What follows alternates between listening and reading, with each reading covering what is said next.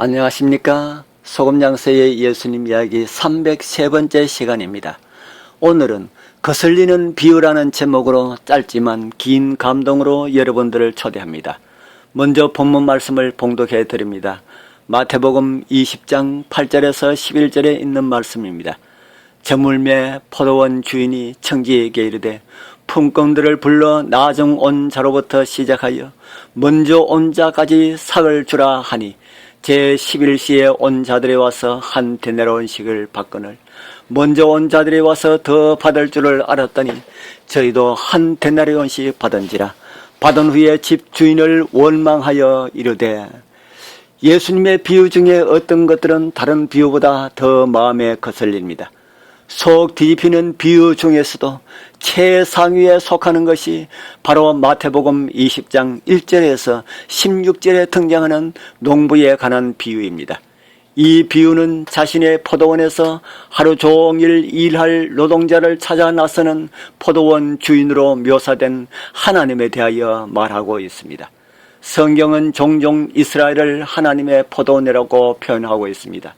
그 한 내용이 이사야 5장 1절에서 7절에도 나오고 있습니다.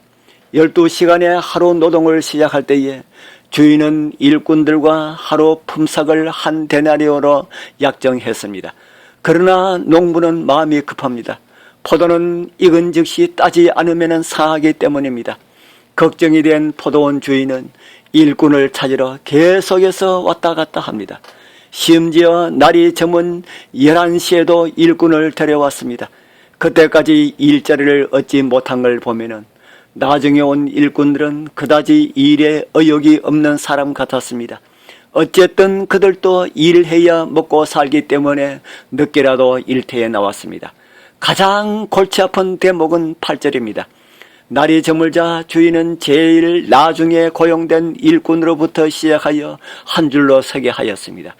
제일 나중에 온 품꾼이 제일 먼저 품삯을 받았습니다. 주인은 다른 품꾼이 모두 보는 앞에서 제일 나중에 온 품꾼에게 온전한 하루 품삯인 한 데나리온을 주었습니다. 포도원에서 하루 종일 일할 일꾼들이 그 순간에 무엇을 생각했을까요?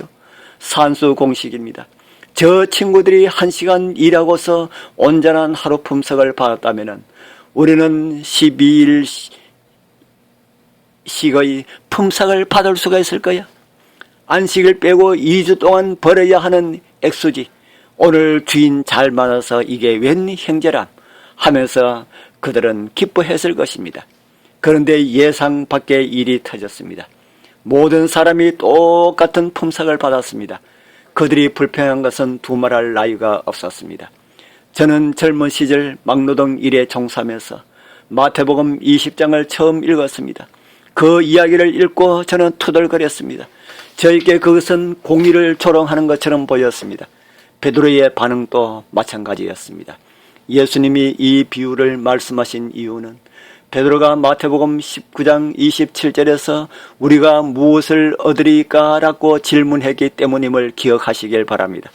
그는 최고의 영예를 얻는 데 마음이 쏠렸습니다. 비유의 앞부분은 문제가 없습니다. 그와 함께 제자들이 보좌와 부를 소유할 것임을 암시하기 때문입니다. 그가 그토록 듣고 싶었던 그런 내용이었습니다.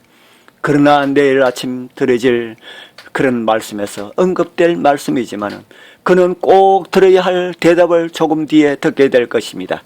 함께 하늘의 부르심을 받으신 거룩한 형제 자매님들이시여, 여러분들은 믿음의 대가로 원하시는 것이 무엇인가요? 혹 베드로와 같은 것을 원하지는 않으시나요? 그렇다면 내일 아침에 함께 그 대답을 꼭 듣게 되길 바랍니다. 미리 드릴 말씀이지만은 그런 마음을 가지겠다면은 우리는 구원받을 사람 중에 끝에 있을 사람들이라는 것입니다. 끝이라도 감사하다고 생각하는 사람들이 앞자리를 채우게 될 것이라는 말씀입니다. 오늘도 주님께서 주신 말씀의 이유가 무엇인지 깊이 생각하는 행복한 하루들 되길 축복합니다. 아멘.